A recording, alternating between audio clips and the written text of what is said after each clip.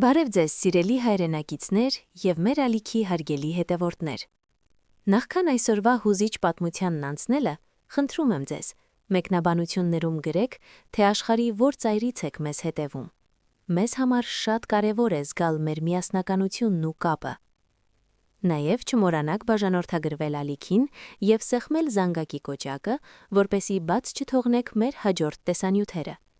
Ձեր աջակցությունն օգնում է մեզ շարունակել ներկայացնել պատմություններ, որոնք միավորում են մեր սրտերը։ Ասում են ընտանիքը ամուր բերդ է, բայց երբեմն այդ բերդի ներսում սկսվում է մի պատերազմ, որտեղ հաղթողներ չեն լինում։ Իմ անունը Անահիտ է։ Արդեն 12 տարի է ինչ ամուսնացած եմ Արմենի հետ։ Մեր համատեղ կյանքի առաջին տարիներին ես ինձ համարում էի աշխարհի ամենաերջանիկ կինը, բայց ժամանակի հետ հասկացա, որ իմ տանը ես ընդամենը հյուր եմ, կամ ավելի ճիշտ մի մարդ, ով պարզապես պարտավորություններ ունի, բայց իրավունքներ ոչ։ Ամեն ինչ սկսվեց այն օրվանից, երբ ծնվեց մեր առաջնեկը՝ Նարեն, իսկ 2 տարի անց՝ Հայկը։ Սկեսուրս՝ տիկին Սաթենիկը, առաջին իսկ օրվանից իր ձեռքը վերցրեց երեխաների դաստիարակությունը։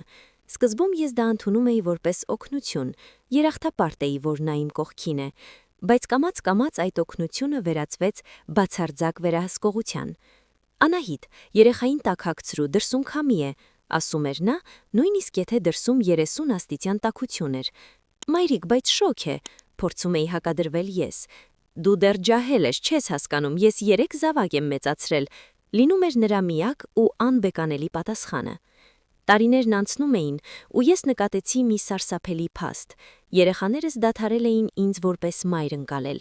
Եթե ես ինչ-որ բան էի արգելում, նրանք վազում էին տատիկի մոտ։ Տիկին Սաթենիկը, իբր թե բարի ու ներողամիտ տատիկի դիմակի տակ, ջնջում էր իմ ամեն մի խոսքը։ Տատիկ, մայրիկը թույլ չի տալիս պաղպաղակ ուտել, լացակումած ասում էր Հայկը։ Ոչինչ, Ձաքս, մայրիկդ չի կեսնի, արի ես քեզ տամ, նա ուղղակի չարացած է այսօր, շշնջում էր սկեսուրս, երեխայի աչքերում ինձ դարձնելով մի անսիրտ կերպար։ Արմենը, ամուսինս, միշտ լռում էր։ Նա մայրս է, Անահիտ, մի սրիր հարաբերությունները։ Սա էր նրա միակ արդարացումը։ Ես ինձ զգում էի օտար սեփական տանը։ Երբ երեխաներս սկսեցին ինձ հետ խոսել արհամարհանքով, երբ 10-ամյա Նարեն մի օր ինձ ասաց. «Դու մեզ մի հրամայի», տատիկն ասաց, որ դու ոչ մի բանից չես հասկանում։ Իմ ներսում ինչ-որ բան կոտրվեց։ Այդ գիշեր ես չքնեցի։ Ես հասկացա, որ կորցնում եմ զավակներիս հոգիները։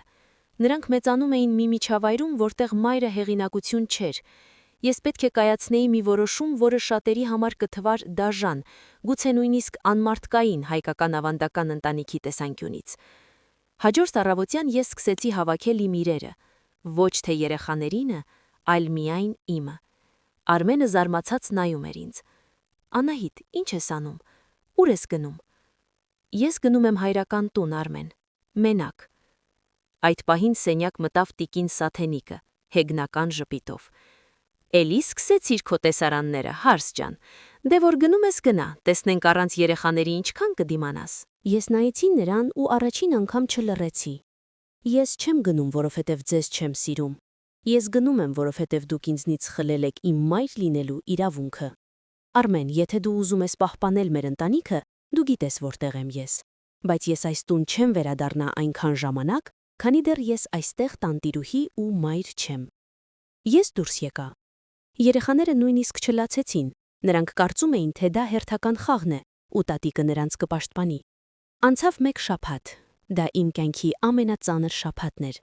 Սիրտս կտոր-կտոր էր լինում առանց Նարեի ու Հայկի։ Մայրս ու հայրս ինձ մեղադրում էին։ Ինչպես կարող էիր ձագերիդ թողնել այդ կնոջ հույսին։ Բայց ես գիտեի, եթե հիմա տեղի տամ, ես նրանց կկորցնեմ ընդմիշտ։ 10 օր անց իմ հեռախոսին զանգ եկավ։ Նարեն էր։ Նա լաց էր լինում։ Մամ, արի տուն։ Տատիկը մեզ վրա ջղայնանում է։ Հայկին անկյուն է կանգնեցրել, որովհետև նա քեզ էր կանչում։ Պապան էլ անընդհատ սենյակում փակված է։ Մամ, մենք քեզ ենք ուզում։ Սիրտս թրթռաց, բայց ես ինձ զսպեցի։ Ես հասկացա, որ առանց իմ չարության ու խստության, որի մասին պատմում էր տատիկը, տանը քաոս էր սկսվել։ Տիկին Սաթենիկը չէր կարողանում միայնակ հոգալ այն ամենը, ինչ ես անում էի լռելյան։ Հաջորդ օրը Արմենը եկավ մեր տուն։ Նա տանջված էր երևում։ Անահիտ, ներիր ինձ։ Ես միայն հիմա տեսա, թե ինչ է կատարվում, երբ դու չկաս։ Մայրս, նա փորձում է ամեն ինչ կառավարել, բայց երեխաները քեզ են ուզում։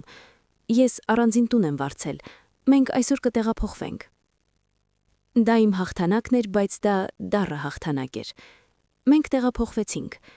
Առաջին ամիսները շատ դժվար էին։ Երեխաները սովոր էին տատիկի թույլտվություններին, նրանք դիմադրում էին իմ կանոններին։ Նարեն նույնիսկ փորձում էր ինձ վախեցնել։ Ես կգնամ տատիկի մոտ ապրելու։ Բայց ես մնացի անդրդվելի։ Ես նրանց բացատրեցի. սա մեր տունն է։ Այստեղ կան կանոններ, որոնք ստեղծված են ձեր բարօրության համար։ Ես ձեր մայրն եմ ու ես եմ պատասխանատու ձեր ապագայի համար։ Տատիկին մենք կայցելենք հյուր, կսիրենք նրան, բայց ձեր կյանքի որոշումները կայացնելու ենք ես ու հայրիկը։ Հիմա, երբ տարիներ են անցել, ես նայում եմ իմ մեծացած զավակներին ու հասկանում, որ այդ դաժան որոշումը թողնել նրանց ու հեռանալ փրկեց մեր ընտանիքը։ Տիկին Սաթենիկի հետ մեր հարաբերությունները կարգավորվեցին միայն այն ժամանակ, երբ նա հասկացավ, որ ես այլևս այն վախեցած հարսը չեմ։